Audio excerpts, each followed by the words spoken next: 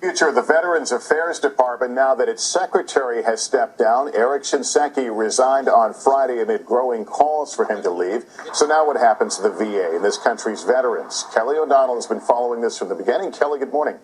Good morning, Lester. This VA shakeup is really a first step to deal with what had been a growing political problem for the White House, even within the president's own party.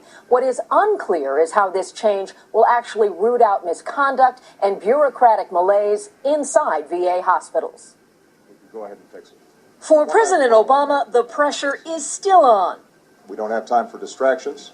We need to fix the problem. Late Friday, the White House released this photo marking the end of Eric Shinseki's 4 decades of public service. I want to reiterate, he is a very good man.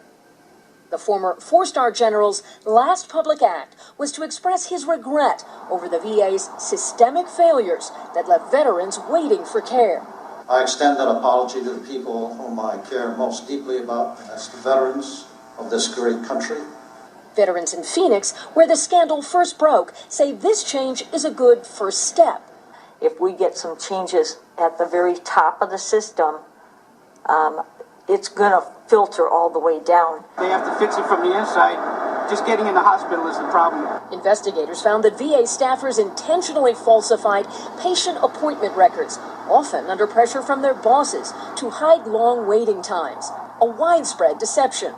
The president was told Friday that improper scheduling has happened at 64% of VA hospitals. Lawmakers say one top resignation is not enough. We need to get to the roots of this, which is why we've got to have a criminal investigation of the VA. People have to understand that they are going to be held accountable for the things that they do. Short term, the president asked Deputy VA Secretary Sloan Gibson to take over, while Speaker John Boehner says the president must fix the VA.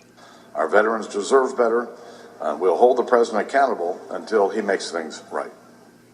One of the other first steps that's been taken is to eliminate bonuses for senior administrators at the VA. That's now considered one of the possible motives when there were links between getting those performance-based bonuses and some of the data that was manipulated inside hospitals that affected the wait times and the real lives of veterans. So the change to bonuses is one concrete first step. Lester? Kelly O'Donnell this morning. Thank you.